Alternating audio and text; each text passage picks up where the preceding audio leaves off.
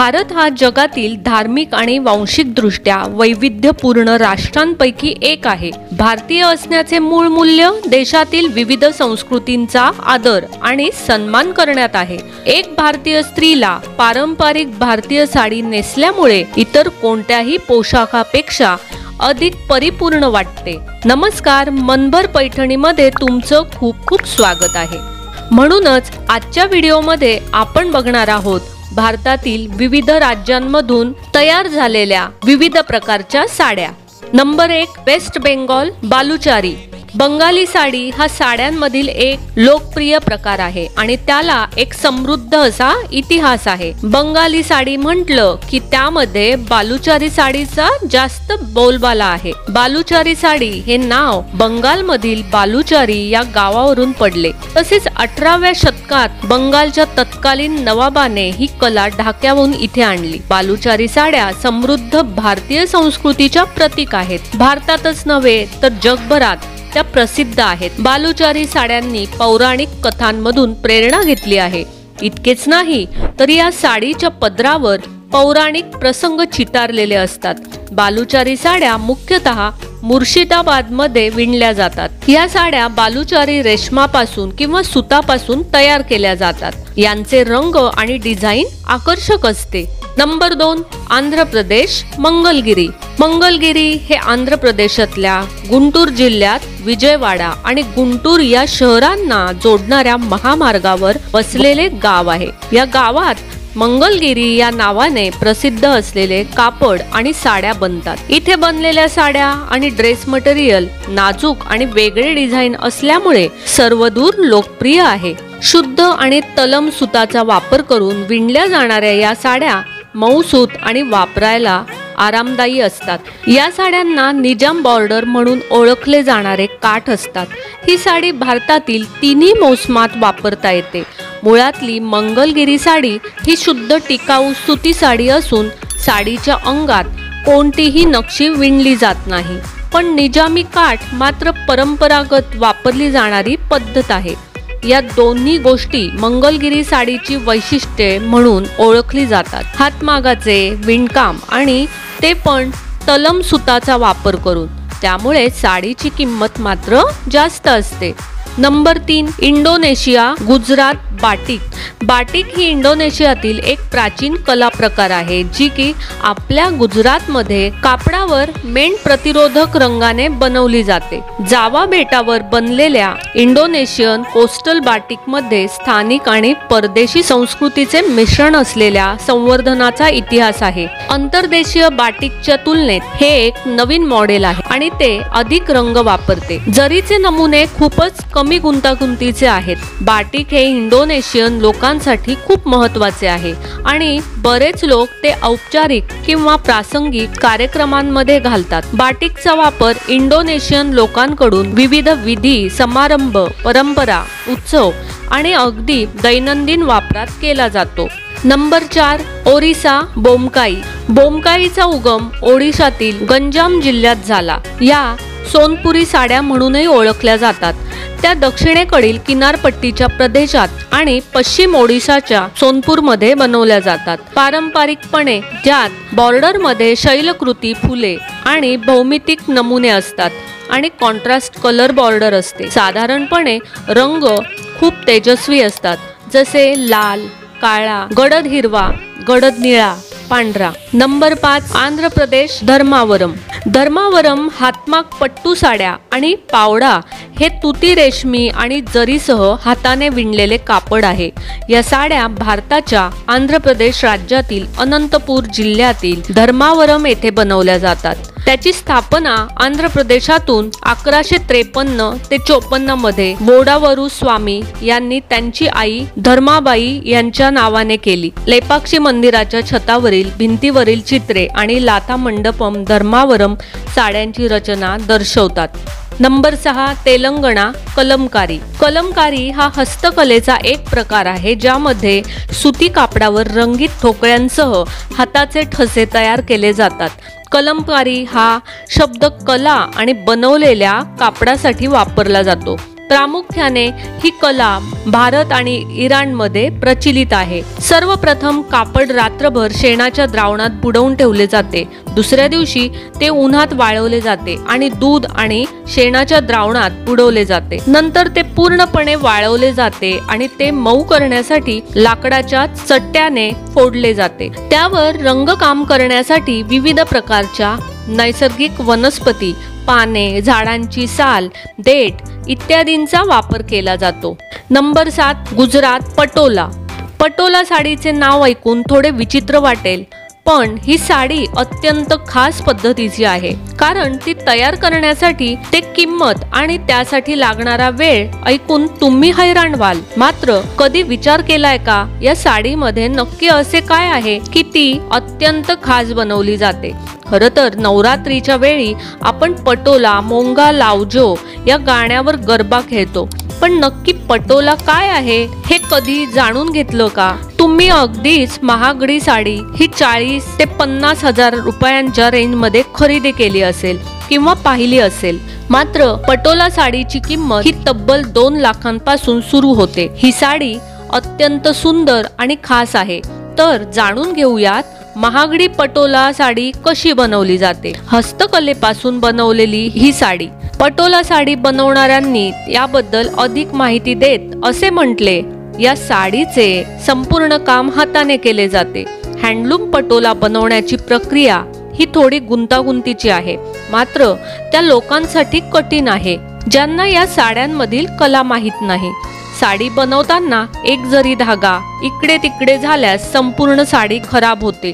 पटोला साडी बनवण्यासाठी कोणत्याही पॉवरफुल मशीनचा वापर केला जात नाही। नंबर 8, केरला कसाऊ। नृत्यात ही साडी आवर्जून नेसली जाते। राजा रवी वर्माच्या पौराणिक चित्रांमध्ये सुद्धा ही साडी आढळते। 10-12 वर्षापूर्वी प्रदर्शित झालेल्या आयेशा चित्रपटातील मिठी मिठी बोल या गाण्यात सोनम कपूरने नेसलेली मोतिया रंगाची सुंदर साडी म्हणजेच केरळची पारंपरिक साडी कसाऊ साडी। केरळमधील मल्याळी नववधूंची ही लग्नातली साडी। या कसाऊ साडीला केरळचा GI टॅग मिळाला आहे। GI टॅग म्हणजे ज्याला खास त्या प्रांताची ओळख म्हणता येईल। कसाऊ म्हणजे सोन्याच्या पाण्यात बुडवलेली जर। चांदीच्या तारा सोन्याच्या पाण्यात बुडवून वापरलेल्या कसाऊ साड्या खूप महाग असतात। सोन्याच्या पाण्यात तांब्याच्या तारा बुडवून किंवा सोनेरी पिवळ्या रंगात तांब्याच्या तारा बुडवून केलेली जर वापरून विणलेल्या साड्यांचे पर्यायही सध्या उपलब्ध आहेत। या जरीचे काठ आणि जरीचा पदर असलेली ही मोतिया रंगाची किंवा ऑफ व्हाईट साडी केरळमध्ये लग्नात आणि ओणम सारख्या सर्व धार्मिक कार्यक्रमांमध्ये आवर्जून नेसली जाणारी एक खास पारंपरिक साडी आहे। हातमागावर विणलेली ही साडी पूर्वी फक्त कॉटन मध्ये येत असे, पण आता या सिल्कच्या डिझायनर कसाऊ साड्या पण मोठ्या प्रमाणात विणल्या जात आहेत। या डिझायनर साड्यांमध्ये पारंपरिक जरीच्या काठात अतिशय सुंदर असं लाल हिरव्या रंगात सुद्धा काम केलेलं दिसतं। या साडीवर टेम्पलचे दागिने अतिशय सुंदर दिसतात। नंबर 9, राजस्थान कोटा। पूर्वीच्या काळी कोटामध्ये पगडीसाठी अरुंद रुंदीचे डोरिया कापड विणले जायचे। शिल्पाचे महान संरक्षक महाराज किशोरसिंह यांनी काही विणकर म्हैसूरहून कोटा येथे आणले होते। या विणकरांनी सुमारे 250 वर्षापूर्वी कोटा आणि आजूबाजूच्या भागात डोरिया विणकामात रेशीम धागे आणले। आज हाडोटी प्रदेशातील विणकाम करतात। कोटा आता कोटा डोरिया साडी किंवा कधीकधी कोटा मसुरिया साडी म्हणून प्रसिद्ध आहे। तेव्हापासून कोटा डोरियाने पगडी किंवा पगडी आणि आता ड्रेस मटेरियल, पडदा आणि इतर उत्पादने यासारखे अनेक उपयोग आहेत। कोटा डोरिया साडी बेस फॅब्रिकमध्ये कापूस आणि तुतीच्या कच्च्या रेशमी धाग्यांचा वापर करून तयार केली जाते। नंबर 10, ओरिसा संबळपुरी। बांधा किंवा इकत या नावाने प्रसिद्ध असलेली संबळपुरी साडी मूळची ओडिशाची आहे। 4 मीटर ते 9 मीटर पर्यंत मिळणारं हे कापड ओडिसातील महिला विविध प्रकारांनी नेसतात। संबळपुरी साडी 5 वारी पद्धतीने नेसली जाते। भारताच्या माजी पंतप्रधान इंदिरा गांधींमुळे या साडीला खरी ओळख मिळाली आणि तेव्हापासून राजकारणातील स्त्रिया व राजकारण्यांच्या परिवारातील स्त्रियांच्या कपाटात या साडीला विशेष स्थान मिळाले। नंबर 11 राजस्थान लेहरिया। लेहरिया हा राजस्थानचा पारंपरिक टाय डाय कापड कला प्रकार आहे, ज्यामध्ये विशेष नमुन्यांमध्ये फॅब्रिकवर खोल रंगीत डिझाईन तयार केलं जातं। लाटेच्या आकाराशी साम्य असल्यामुळे याला लहरिया असे नाव पडले। हे मेवाडमध्ये खास तयार केले जाते आणि परिधान केले जाते, परंतु आता लहरियाच्या मागणी संपूर्ण भारतात पसरली आहे। लहरिया राजस्थानच्या लोककलांनी प्रेरित आहे।